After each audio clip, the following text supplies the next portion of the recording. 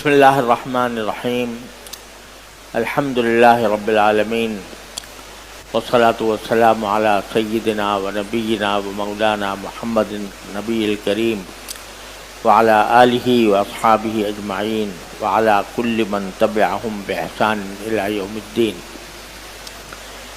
اما بعد،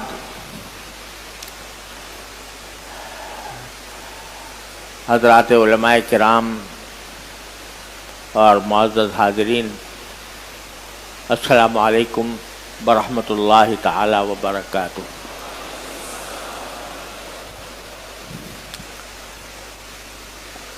عاشورہ کے دن میں کئی سالوں سے یہ مجلس منعقد کرتا ہوں اپنے ایک شیخ کے حکم کی تعمیل میں. ہم نے الحمدللہ دور حدیث اور حدیث کی سیاستہ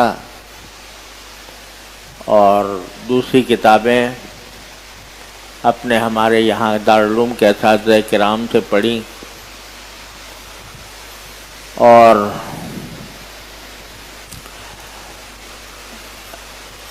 ہمارے ہندوستان پاکستان کے جو اکابر علماء تھے، اللہ تعالیٰ نے ان سے بھی اجازت حدیث حاصل کرنے کی سعادت عطا فرمائی. پھر یہ حدیث جو مسلسل کہلاتی ہیں، یہ میں نے سب سے زیادہ بلکہ تمام تقریباً وہ شیخ محمد یاسین الفادانی رحمہ اللہ سے حاصل کی. یہ شیخ محمد یاسین الفادانی رحمہ اللہ مکہ مکرمہ ہی میں پیدا ہوئے اور وہیں پر مقیم رہے، اگرچہ ان کی اصل انڈونیشیا سے تعلق رکھتی تھی، لیکن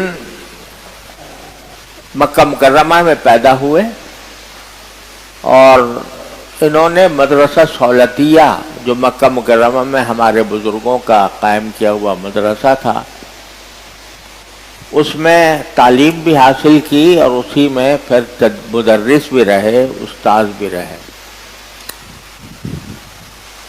اور ان کو خاص ذوق تھا اس بات کا کہ مکہ مکرمہ چونکہ پورے عالم اسلام کا عظیم مرکز ہے، تو اس مرکز میں چار دانگ عالم سے، مشرق سے، مغرب سے علماء کرام اور محدثین تشریف لایا کرتے تھے. ان کو یہ ذوق تھا کہ جو بھی کوئی بڑے محدث آئیں تو یہ ان سے جا کر حدیث پڑھتے اور حدیث کی اجازت لیا کرتے تھے. لہذا اپنے وقت میں میرے ناقص علم کے مطابق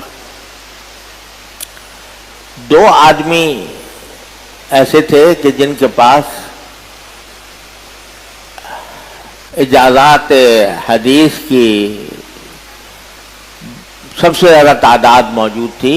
ایک حسن قطانی رحمہ اللہ تعالی. تو شیخ فادانی چونکہ ان کے پاس بہت سے شیوخ سے اجازت حدیث حاصل تھی، اس لیے ان کو مسند العصر کہا جاتا تھا، اور صحیح معنی میں وہ مسند العصر تھے.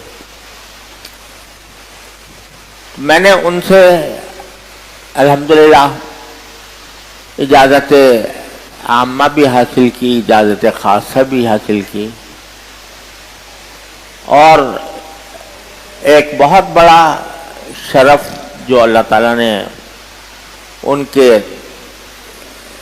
ذریعے عطا فرمایا وہ یہ کہ بہت سی احادیث مسلسلہ وہ ان کے پاس ان کا بڑا ذخیرہ تھا. تو ان میں سے کچھ احادیث مسلسلہ اللہ تعالیٰ کے فضل و کرم سے مجھے بھی ان سے حاصل کرنے کی سعادت اللہ تعالیٰ نے عطا فرمائی۔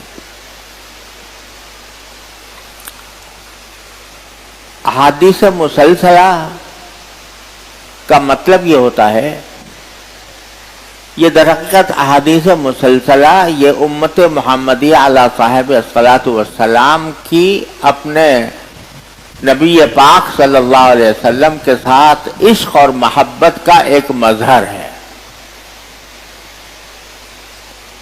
اور مطلب اس کا یہ ہوتا ہے، اصلاً اس کا مطلب یہ ہے کہ اگر نبی کریم صلی اللہ علیہ وسلم نے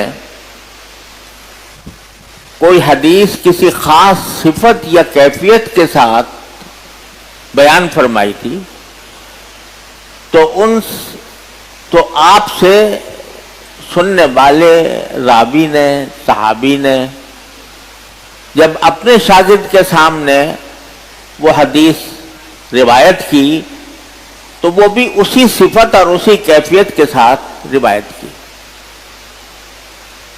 پھر اس نے اپنے شاگرد کے ساتھ یہاں تک کہ ہم تک وہ سلسلہ چلا آتا ہے تو اس کو مسلسل کہا جاتا ہے۔ مثلا ایک حدیث ہم آپ کے ساتھ ہم پڑھیں گے انشاءاللہ کہ نبی کریم صلی اللہ علیہ وسلم نے اپنے سر اقدس پر ہاتھ رکھ کر ایک بات ارشاد فرمائی، تو ان سے روایت کرنے والے نے بھی سر پر ہاتھ رکھ کر روایت کی، ان سے روایت کرنے والے نے بھی، یہاں تک کہ ہم تک یہ تسلسل چلا آتا ہے کہ استاد جب یہ حدیث پڑھاتا ہے تو اپنے سر پر ہاتھ رکھتا ہے۔ یا اگر نبی کریم سرور عالم صلی اللہ علیہ وسلم نے کوئی حدیث اپنی ریش مبارک پر پکڑ کر فرمائی تھی تو صحابی بھی اپنی داڑھی کو پکڑ کر وہ حدیث روایت کرتے ہیں۔ اس طرح کہتے ہیں۔ یا آپ نے رسول کریم صلی اللہ علیہ وسلم سے کسی نے مصافحہ کیا تھا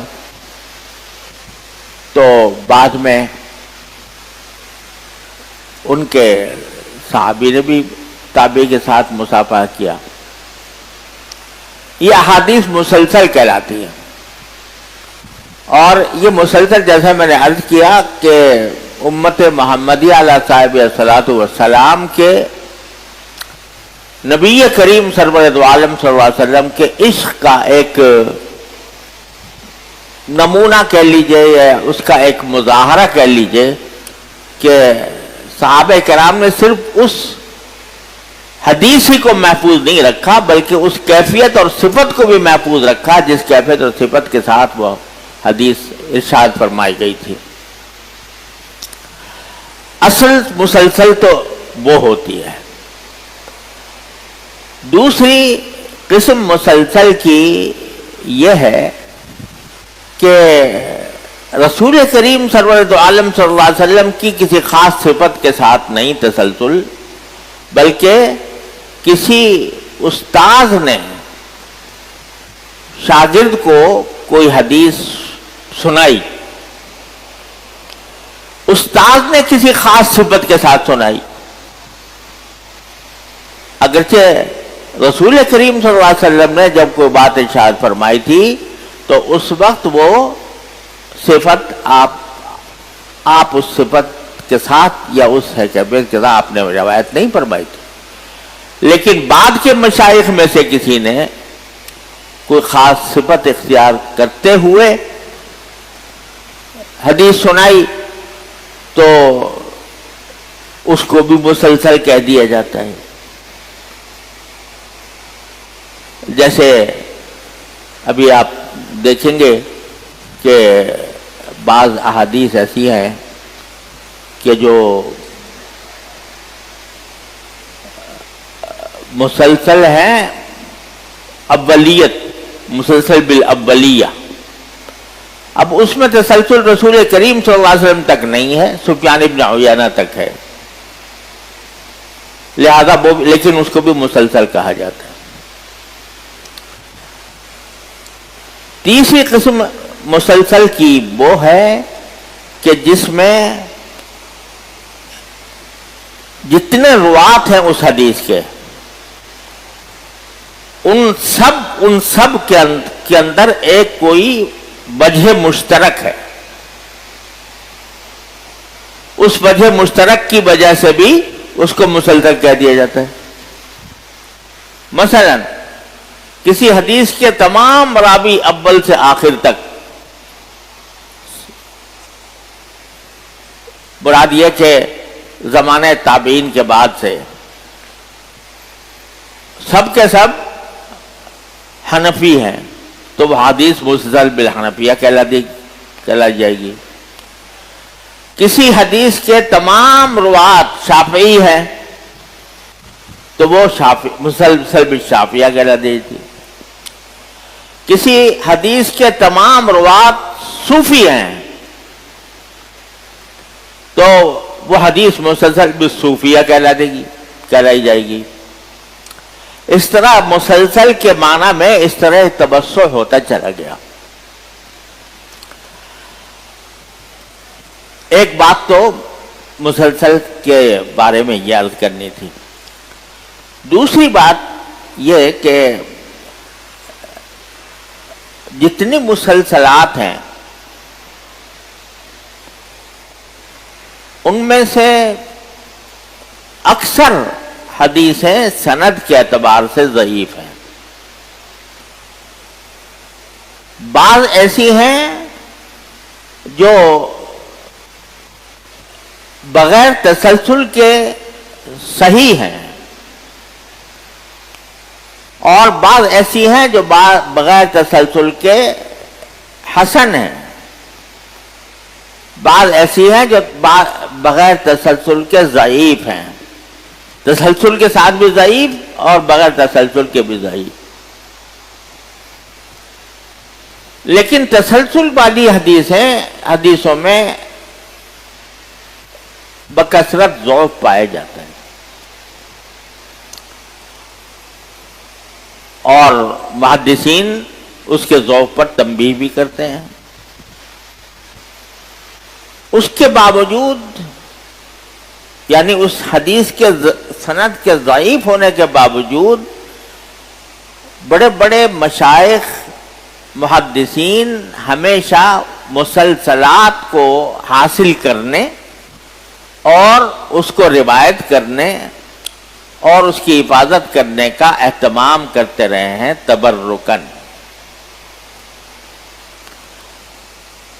کیوں؟ جبکہ معلوم ہے کہ یہ حدیث کا تسلسل ضعیف ہے.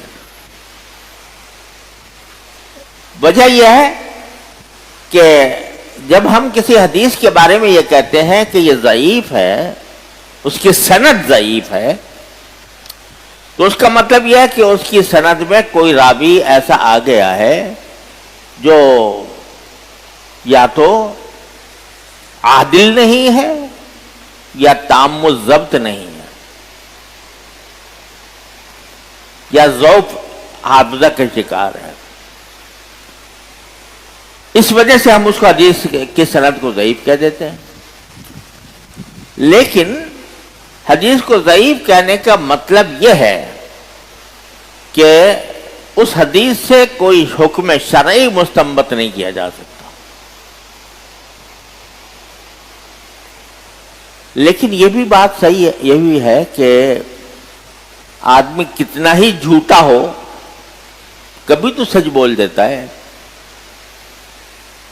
کتنا ہی جھوٹا ہو، خود حدیث میں آیا الکذوب قد یصدق، جھوٹا کبھی سچ بھی بول دیتا ہے.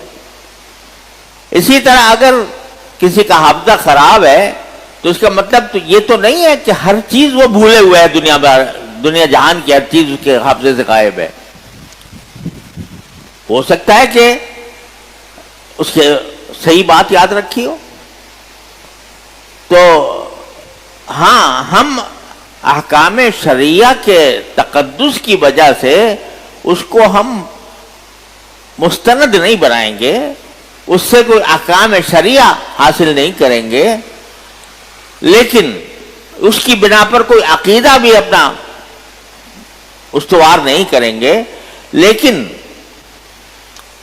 یہ جو احتمال ہے کہ شاید یہ بات، یہ تسلسل اسی طرح رہا ہو، تو ایک محب کے لیے، ایک عاشق کے لیے اتنا احتمال ہی کافی ہے۔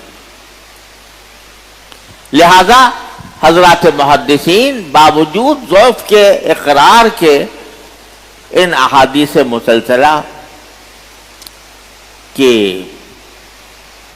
کو نقل کرنے، محفوظ رکھنے اور روایت کرنے کا اہتمام کرتے رہے ہیں۔ ہمارے علماء ہند میں سب سے زیادہ اہتمام اس کا حضرت شاہ ولی اللہ صاحب رحمۃ اللہ علیہ نے کیا، اور ان کی مسلسلات جو ہیں وہ ہمارے دوسرے بزرگوں کے ذریعے ہم تک پہنچی، تو اس لیے مسلسلات کی روایت یہ ایک طرح کا ایک شرف ہے، ایک تبرک ہے، جس کی وجہ سے محدثین ہمیشہ اس کا اہتمام کرتے رہے ہیں۔ اب میں چند احادیث مسلسلہ ہیں وہ آپ حضرات کے سامنے پڑھوں گا، اور اس مجلس میں جتنے حضرات علماء موجود ہیں وہ جو دور حدیث سے فارغ ہو چکے یا دور حدیث پڑھ رہے ہیں یا موقوف علیہ میں ہیں، چاہے دارالعلوم میں یا کسی اور مدرسے میں، ان سب کو مجھے اجازت دینی ہے۔ اسی طرح مدرسہ البنات کی طالبات جو دور حدیث یا موقوف علیہ میں ہیں وہ بھی اس میں شریک ہیں، اور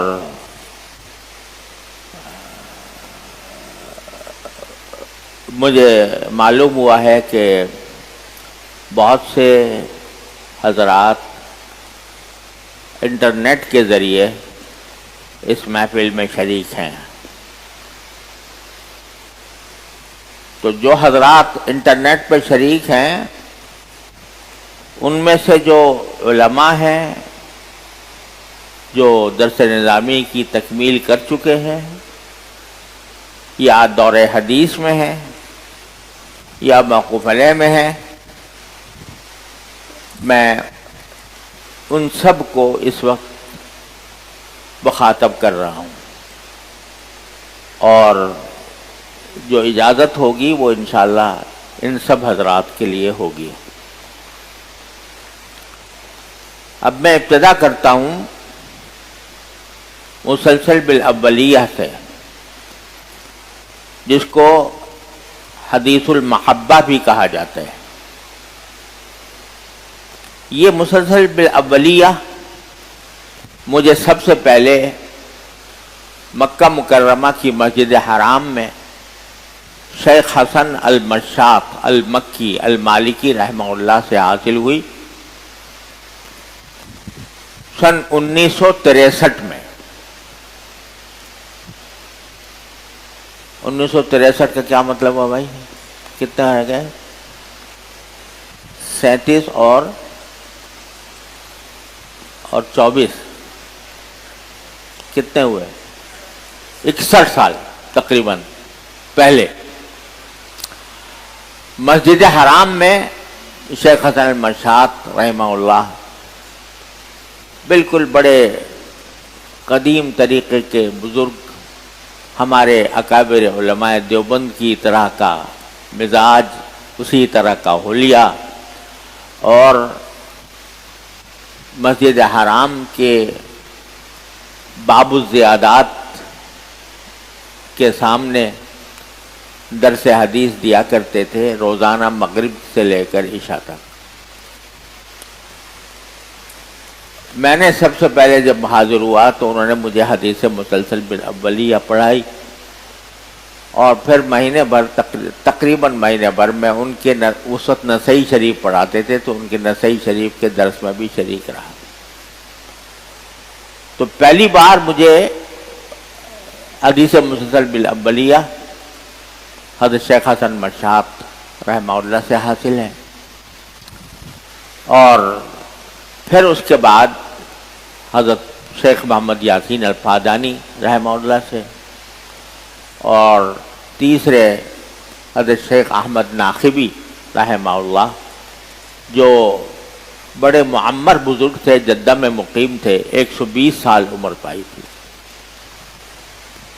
تو ان سے حاصل ہوئی۔ اور اس کے بعد ہر شیخ مولانا محمد یونس جونپوری رحمۃ اللہ علیہ، جو حضرت شیخ الحدیث مولانا محمد زکریا سہارنپوری رحمۃ اللہ علیہ کے شاگرد تھے، اور بڑے اپنے زمانے کے علم حدیث کے مرجع تھے، ان سے بھی حاصل ہوئی۔ تو میں پہلے وہ حدیث پڑھتا ہوں تاکہ اولیت کا شرف حاصل ہو جائے۔ حدثنی بہ الشیخ حسن المرشاد المکی المالکی رحمہ اللہ تعالی والشیخ محمد یاسین الفادانی رحمہ اللہ تعالی والشیخ احمد الناقبی رحمہ اللہ تعالی والشیخ محمد یونس الجونپوری رحمہ اللہ تعالی، کل واحد منہم یرویہ باسنادہ الی سیدنا عبداللہ بن عمرو بن العاص رضی اللہ تعالی عنہما قال قال رسول اللہ صلی اللہ علیہ وسلم الراحمون یرحمہم الرحمن تبارک و تعالی، ارحموا من فی الارض یرحمکم من فی السماء۔ وهذا اول حدیث سمعته من هؤلاء الشیوخ وكل واحد منهم يقول هذا اول حدیث سمعته من شیخی، وهكذا يجري التسلسل الى سفیان بن عیینہ۔ فانا اقرأت عليكم هذا الحديث واجيزكم بروايته بهذا التسلسل، اجيزكم جميعا بروایت هذا الحدیث بهذا التسلسل۔ دوسری مسلسل کہا جاتا ہے کہ یہ حدیث مسلسل تسلسل کی سند کے ساتھ بھی صحیح ہے۔ میں نے ابھی عرض کیا تھا کہ اکثر مسلسلات کی سند ضعیف ہے، لیکن ایک مسلسل ہے مسلسل بقراءت سورۃ الصف، اس کے بارے میں یہ کہا گیا ہے کہ یہ تمام مسلسلات میں سب سے زیادہ اصح ہے تسلسل کے ساتھ۔ تو چونکہ وہ اصح ہے اس لیے میں وہ آپ کے سامنے پڑھتا ہوں۔ اس میں ہوا یہ تھا کہ نبی کریم سرورد عالم صلی اللہ علیہ وسلم نے صحابہ کرام کے ایک سوال کے جواب میں سورہ صف نازل ہوئی تھی، تو آپ نے پوری سورۃ الصف صحابہ کرام کے سامنے پڑھی تھی۔ پھر صحابہ کرام نے جب وہ حدیث روایت کی تو اپنے شاگردوں کے سامنے پڑھی، پھر اور اسی طرح تسلسل جاری رہا۔ تو میرے شیخ حضرت شیخ محمد یاسین الفادانی رحمہ اللہ تعالی نے بھی اسی طرح یہ میرے سامنے پڑھی تھی، تو میں بھی وہ آپ کے سامنے پڑھوں گا انشاءاللہ۔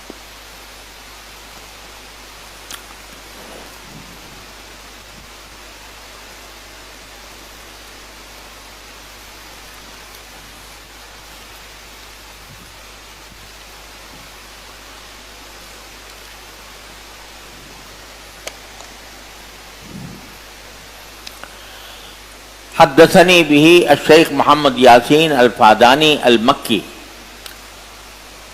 رحمہ اللہ تعالی قال اخبرنا بها جمع من الائمہ منهم الشیخ عمر حمدان المحرسی والشیخ خلیفہ ابن حمد النبہانی والشیخ علی ابن فالح الظاہری، کل واحد منهم باسنادہ الى سیدنا عبداللہ ابن سلام رضی اللہ تعالی عنہ قال قعدنا نفرا من اصحاب رسول اللہ صلی اللہ علیہ وسلم فتذاکرنا فقلنا لو نعلم ای الاعمال اقرب الى اللہ عز وجل لعملناه فانزل اللہ عز وجل سبح للہ ما فی السماوات ما فی الارض حتى ختمها قال عبد الله بن سلام قرأها علينا رسول الله صلى الله عليه وسلم حتى ختمها قال ابو سلمة فقرأها عليه ابن سلام حتى ختمها وهكذا قال كل واحد من الرواة حتى وصل إلينا فقرأها علينا أشياخنا المذكورون حتى ختموها وأنا أقرأ عليكم كما قرأ هؤلاء الشيوخ. أعوذ بالله من الشيطان الرجيم. بسم الله الرحمن الرحيم. سبح لله ما في السماوات وما في الأرض وهو العزيز الحكيم. يا أيها الذين آمنوا لم تقولون ما لا تفعلون كبر مقتا عند الله أن تقولوا ما لا تفعلون. إن الله يحب الذين يقاتلون في سبيله صفا كأنهم بنيان مرصوص. وإذ قال موسى لقومه يا قوم لم تؤذونني وقد تعلمون أني رسول الله إليكم فلما زاغوا وزاغ الله قلوبهم والله لا يهدي القوم الفاسقين. وإذ قال عيسى ابن مريم يا بني إسرائيل إني رسول الله إليكم مصدقا لما بين يدي من التوراة ومبشرا برسول يأتي من بعد اسمه أحمد فلما جاءهم بالبينات قالوا هذا سحر مبين. ومن أظلم ممن افترى على الله الكذب وهو يدعى إلى الإسلام والله لا يهدي القوم الظالمين. يريدون ليطفئوا نور الله بأفواههم والله متم نوره ولو كره الكافرون. هو الذي أرسل رسوله بالهدى ودين الحق ليظهره على الدين كله ولو كره المشركون. يا أيها الذين آمنوا هل أدلكم على تجارة تنجيكم من عذاب أليم تؤمنون بالله ورسوله وتجاهدون في سبيل الله بأموالكم وأنفسكم ذلكم خير لكم إن كنتم تعلمون. يغفر لكم ذنوبكم ويدخلكم جنات تجري من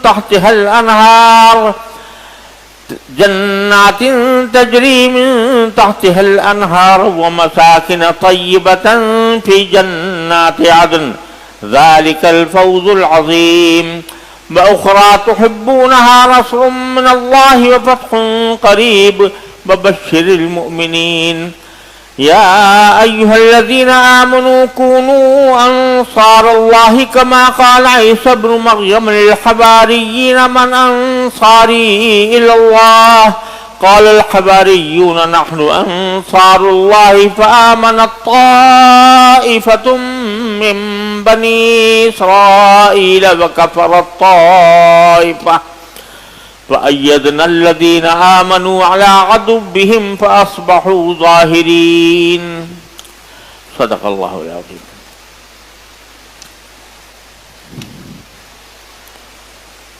قال ابن الطيب هذا حديث صحيح متصل الإسناد والتسلسل ورجال إسناده ثقات بل قال بعض الحفاظ هو أصح حديث بقع لنا مسلسلا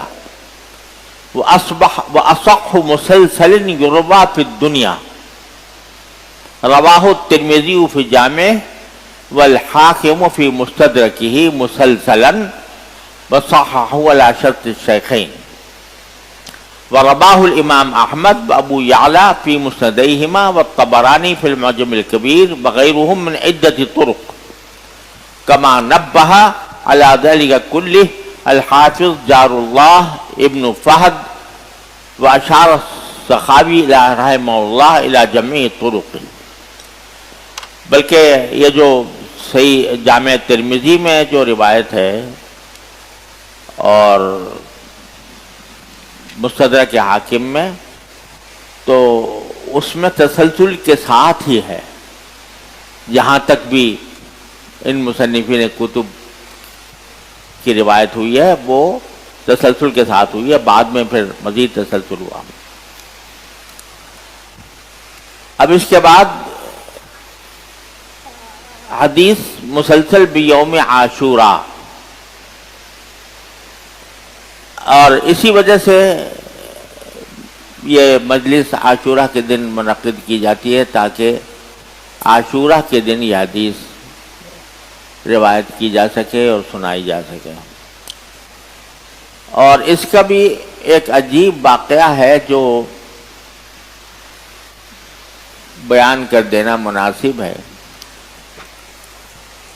وہ یہ کہ یہ شیخ محمد یاسین الفادانی رحمۃ اللہ علیہ، جیسا میں نے عرض کیا، مدرسہ سہولتیہ کے استاد تھے، لیکن آخری عمر میں پڑھانا چھوڑ دیا تھا. اپنے گھر میں مقیم تھے جو محلہ عتیبیہ میں، مکہ مکرمہ کے محلہ عتیبیہ میں حرم شریف سے تقریباً 3 میل کے فاصلے پر واقع تھا. تو میں ان کی خدمت میں کئی بار حاضر ہوا اور ان سے احادیث حاصل کی، اور انہوں نے اپنا ایک سبق میرے نام سے بھی چھاپا.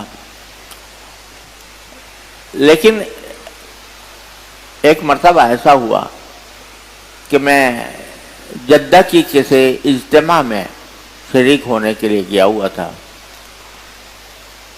اور چونکہ بکثرت اس زمانے میں اسفار ہوتے تھے تو دوسری طرف یہاں دارالعلوم میں سبق بھی پڑھانے ہوتے تھے، لہذا بسا اوقات ایسا ہوتا تھا کہ میں 1 دن کے اندر یا 2 دن کے اندر سفر کر کے واپس آ جایا کرتا تھا.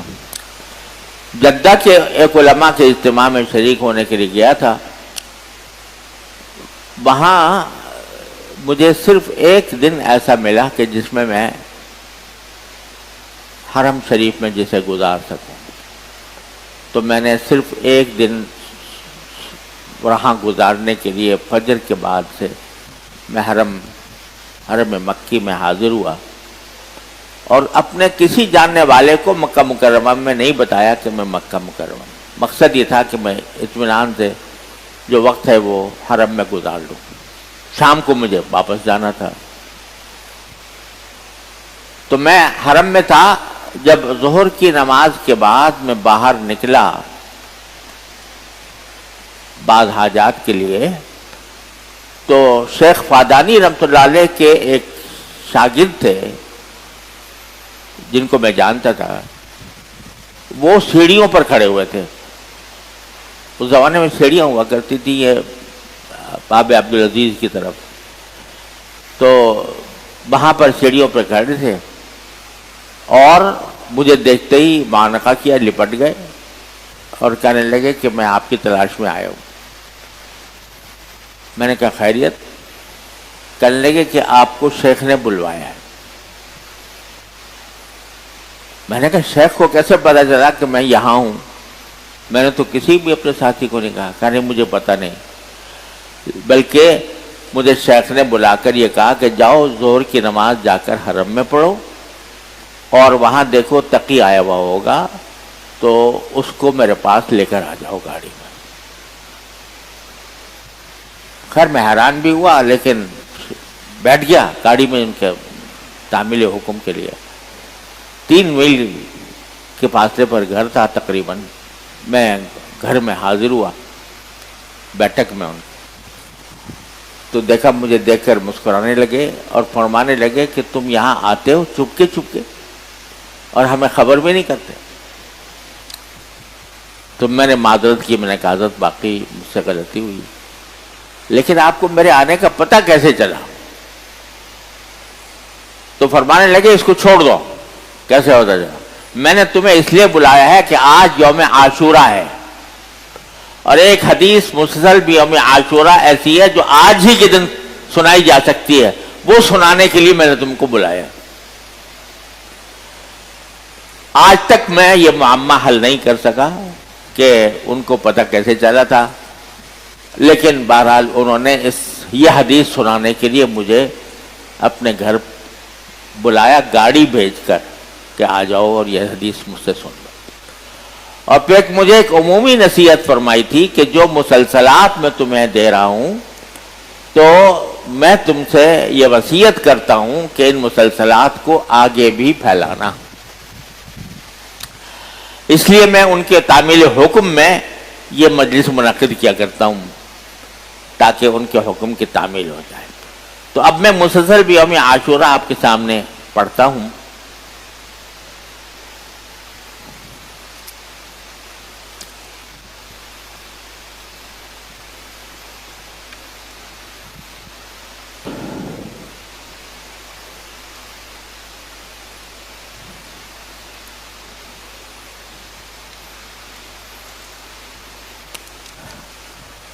بسم اللہ الرحمن الرحیم۔ حدثنی به الشیخ محمد یاسین الفادانی المکی فی یوم عاشورہ قال اخبرنا به الشیخ عمر حمدان المحرسی فی یوم عاشورہ قال حدثني السید علی بن ظاہر البطری المدنی فی یوم عاشورہ قال اخبرني احمد بن منت اللہ الازہری فی یوم عاشورہ قال اخبرني محمد الامیر الکبیر فی یوم عاشورہ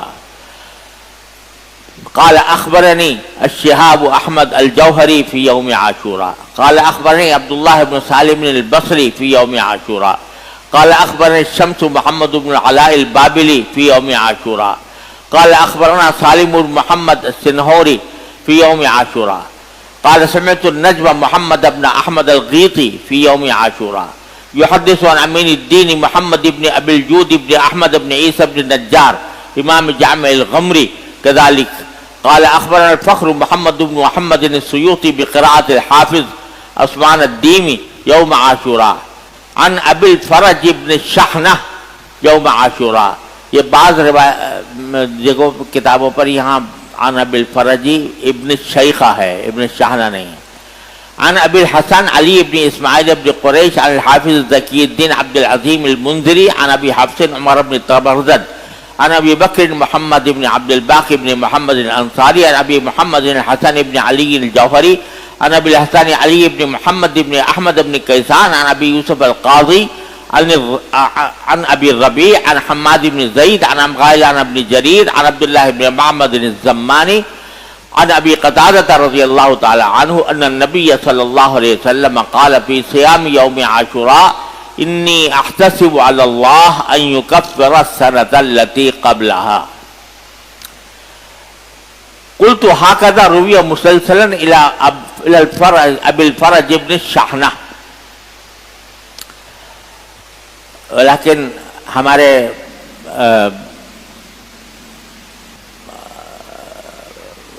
بھائی اب عبد الوہاب نے جنہوں نے میرے مسلسلات جمع کیے ہیں اور اس کے اوپر حواشی لکھے ہیں، تو یہاں انہوں نے اس کی تحقیق لکھی ہے کہ یہ مسلسلات ابن طیب کے مخطوطے میں یہاں ابو الفرج ابن الشحنہ نہیں ہے بلکہ ابو الفرج ابن الشیخہ ہے، واللہ سبحانہ وتعالی حیث لم یذکر التسلسل فیما فوقہ ورواہ السید علی الوتری بالتسلسل الى ابی یوسف القاضی قال ابن طیب وهو حدیث صحیح انفرد به مسلم۔ یہ صحیح حدیث ہے، مسلم میں موجود ہے، انی احتسب اللہ ان یکفر السنة التي قبلها، ولیکن اس تسلسل کے ساتھ جو ہے یہ اس میں تھوڑا ضعف ہے۔ تیسری حدیث جو میں اس وقت آپ حضرات کو سنانا چاہتا ہوں وہ ہے مسلسل بوضع الید علی الراس، یعنی رسول کریم سرور دو عالم صلی اللہ علیہ وسلم نے یہ ارشاد اپنے سر مبارک پر ہاتھ رکھ کر فرمایا تھا، تو اس کے بعد مسلسل مشائخ یہ حدیث اپنے سر پر ہاتھ رکھ کر روایت کرتے رہے۔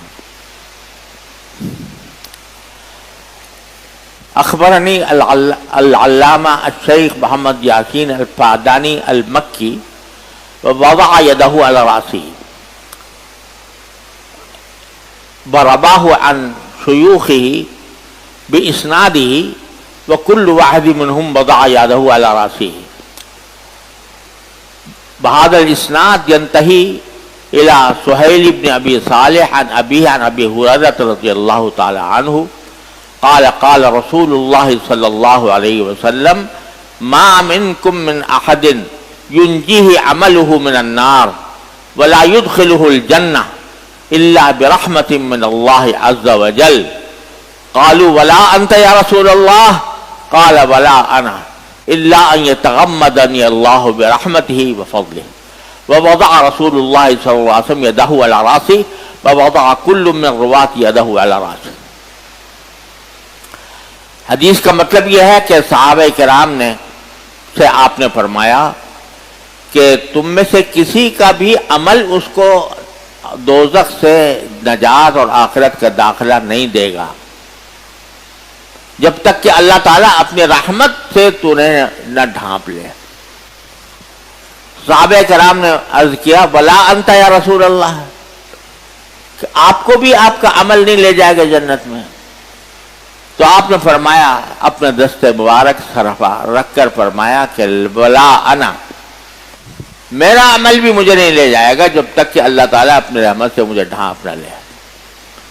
جس کا حاصل یہ ہوا کہ کسی کو بھی اپنے عمل پر ناز نہ کرنا چاہیے. کتنا ہی آدمی عبادت اور عمل کتنا زیادہ سے زیادہ کر لے، لیکن باری تعالیٰ کی نعمتوں کا حق ادا نہیں ہو سکتا. اس لیے اپنے عمل پر ناز نہیں کرنا چاہیے. لیکن ساتھ ہی حضرت جنید بغدادی رحمۃ اللہ علیہ فرماتے ہیں کہ نہ آدمی اپنے عمل پر ناز کرے اور نہ عمل چھوڑے. کوئی سوچے کہ بھئی عمل تو جنت میں نہیں لے جائے گا، لہذا چلو ضرورت ہی کیا ہے عمل کرنے کی. حضرت جنید بغدادی فرماتے ہیں جو شخص عمل کر رہا ہے اور سمجھ رہا ہے کہ میں اس عمل کی بدولت جنت میں داخل ہو جاؤں گا، وہ فضول محنت کر رہا ہے. اور جو شخص عمل چھوڑ کر کہہ رہا ہے کہ میں جنت میں چلا جاؤں گا، وہ جھوٹی امیدیں باندھ رہا ہے. لہذا عمل کرو لیکن اس عمل پر ناز نہ کرو. یہ حدیث کا مقصد ہے. اسی طرح کی ایک حدیث ہے المسلسل بالقبض علی اللحیہ، کہ جب رسول کریم سرور دو عالم صلی اللہ علیہ وسلم نے یہ ارشاد فرمائی تھی تو آپ نے اپنی ریش مبارک کو پکڑ کر یہ بات فرمائی تھی. تو بعد کے لوگوں نے بھی اس کو اسی طرح روایت کیا. بسم اللہ الرحمن الرحیم. اخبرنی به الشیخ محمد یاسین الفادانی المکی وقبض علی لحیته ورواہ عن مشایخه باسناده وكل واحد منهم قبض على لحيته ورواه بإسناده عن إلى أنس بن مالك رضي الله تعالى عنه قال قال رسول الله صلى الله عليه وسلم لا يجد العبد حلاوة الإيمان حتى يؤمن بالقدر خيره وشره حلوه ومره. قال وقبض رسول الله صلى الله عليه وسلم على لحيته وقال آمنت بالقدر خيره وشره حلوه ومره. وهكذا قال كل راوي من الرواة. وأقول وأنا قابض على لحيتي عن نية صادقة وعقيدة صحيحة آمنت بالقدر خيره وشره وحلوه ومره.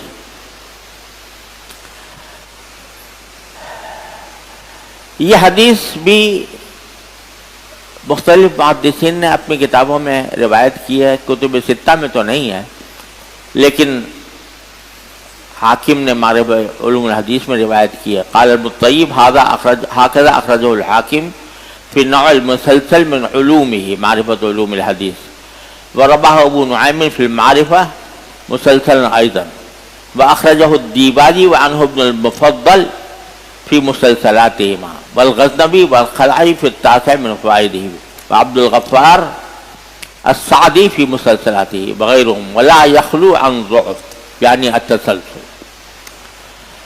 آخری حدیث جو ہے وہ مسلسل بالعد فی الید،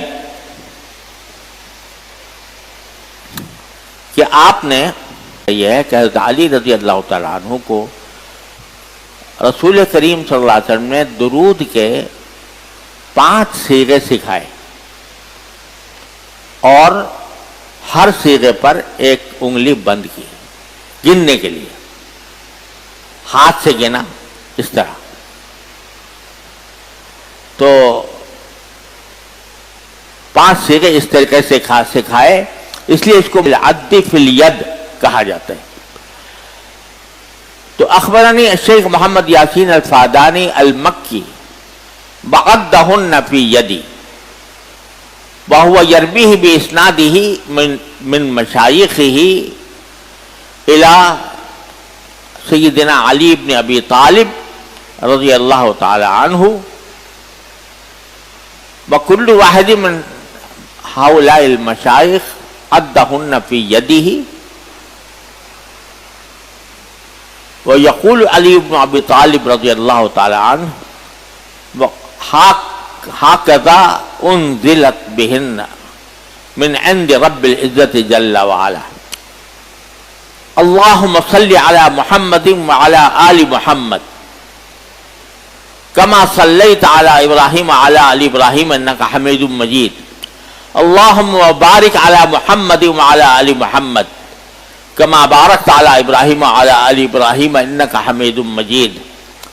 اللهم وترحم على محمد وعلى آل محمد كما ترحمت على إبراهيم وعلى آل إبراهيم إنك حميد مجيد. اللهم وتحنن على محمد وعلى آل محمد كما تحننت على إبراهيم وعلى آل إبراهيم إنك حميد مجيد. اللهم وسلم على محمد وعلى آل محمد كما سلمت على ابراہیم وعلى آل ابراہیم انک حمید مجید. یعنی 5 درود شریف کے صیغے ہیں، ہر صیغے پر ایک انگلی بند کر کے گنا جاتا ہے. قال ابن الطیب رواه القاضی عیاض في الشفاء من طریق المطبع عن الحاکم وهكذا هو عند الحاکم في علومه. وقال في كل من شيخه والذين فوقه وقبض فلان على 5 أصابعه. وأخرجه أبو نعيم في المعرفة مسلسلا ومن طريقه الغزنوي والديلمي في مسنده وابن مزدي مزدى وابن المفضل وابن بشكوال وغيرهم من أهل المسلسلات. والتسلسل لا يخلو عن ضعف، والمتن روي معناه عن عبد الله بن عمر رضي الله عنهما وعائشة رضي الله عنها وأوضحه السقابي في القول البديع وأشار إليه في الجواهر. وصلى الله تعالى على خير خلقه سيدنا مولانا محمد كما صليت على إبراهيم. اللهم صل وسلم وبارك على سيدنا محمد كما صليت وسلمت وباركت على إبراهيم وعلى آل إبراهيم إنك حميد مجيد. ربنا ظلمنا أنفسنا وإن لم تغفر لنا وترحمنا لنكن من الخاسرين. ربنا آتنا في الدنيا حسنة وفي الآخرة حسنة وقنا عذاب النار. ربنا اغفر لنا ذنوبنا وإسرافنا في أمرنا وثبت أقدامنا وانصرنا على القوم الكافرين. اللهم انفعنا بما علمتنا وعلمنا ما ينفعنا. اللهم انفعنا بما علمتنا وعلمنا ما ينفعنا. اللهم زدنا علما. اللهم زدنا علما. اللهم زدنا علما. اللهم انا نعوذ بك من علم لا ينفع ومن قلب لا يخشع ومن دعوة لا يستجاب لها. یا ارحم الراحمین، اپنے فضل و کرم سے، اپنی رحمت سے ہم سب کو یا اللہ ان احادیث کی اس تسلسل کے برکت سے یا اللہ یہ جتنے روایت کرنے والے ہیں ان میں ان کی اکثریت ایسی ہے کہ جو آپ کے پیارے ہیں، آپ کے اولیاء میں سے ہیں. یا اللہ ان کے ناموں کی نام کا نام لینے سے بھی یا اللہ محبت ان کے ساتھ پیدا ہوتی ہے. یا ارحم الراحمین، اپنے فضل و کرم سے ان بزرگوں کے ہم نام لیوا ہیں، اپنے فضل و کرم سے ہمیں متبع سنت بنا دیجئے. اپنے رحمت اتباع سنت کی مکمل توفیق عطا فرمائیے. یا اللہ اتباع سنت کی مکمل توفیق عطا فرمائیے. یا اللہ رسول کریم صلی اللہ علیہ وسلم کے اسوہ حسنہ کو اپنا معیار زندگی بنانے کی توفیق عطا فرمائیے، ہر طرح کے شر سے فتنے سے ہماری حفاظت فرمائیے۔ یا اللہ اپنی رحمت سے ہمارے اعمال کو اپنے بارگاہ میں، ٹوٹے پھوٹے اعمال کو اپنی بارگاہ میں شرف قبول عطا فرما دیجیے۔ یا اللہ ہر طرح کے شر سے، فتنے سے، معصیتوں سے، منکرات سے، گمراہی سے اے اللہ ہماری حفاظت فرمائیے، اور یا اللہ ہمیں اپنے بزرگوں کے چلائے ہوئے طریق مستقیم پر جو نبی کریم سرور عالم صلی اللہ علیہ وسلم کے وقت سے چلا آتا ہے، یا اللہ اسی پر قائم رکھیے، اسی پر موت دیجیے اور اسی پر حسن خاتمہ فرمائیے۔ وصلی اللہ تعالی علی خیر خلقی سیدنا محمد وعلی آلہ واصحابہ اجمعین۔ یا اللہ فلسطین کے مسلمانوں پر خاص رحم فرما دیجیے۔ یا اللہ اب ان کے حالات دیکھے نہیں جاتے، یا اللہ یا رحمان یا رحیم یا کریم اپنے فضل و کرم سے عجل لهم الفرج والنصر، اللہم عجل لهم النصر والفرج، اللہم عجل لهم النصر والفرج، اللہم اہلک عدوک عدوهم، اللہم خذهم اخذ عزیز مقتدر، اللہم انزل علیہم باسک الذی لا ترده عن قوم المجرمین، اللہم دمرهم تدمیرا وتبرهم تدبیرا، اللہم یا ارحم الراحمین یا غیاث المستغیثین یا امان المستجیرین یا مجیب دعوت المضطرین رحمان الدنیا ورحیمہا، ارحمنا برحمت تغننا بها عن رحمت من سواک، اللہم الرحیم ارنا عجائب قدرتک فی اسرائیل وفی امریکہ یا ارحم الراحمین، ارنا عجائب قدرتک برحمتک فی اسرائیل وفی امریکہ وفی فلسطین، اللہم یا ارحم الراحمین یا غیاث المستغیثین انجہم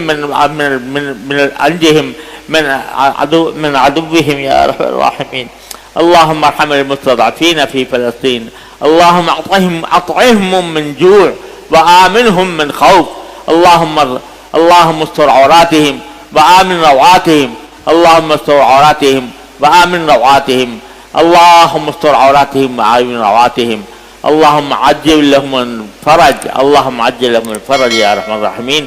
وصلی اللہ تعالی علی خیر خلقہ سیدنا مولانا محمد وعلی آلہ واصحابہ اجمعین، آمین برحمتک یا ارحم الراحمین۔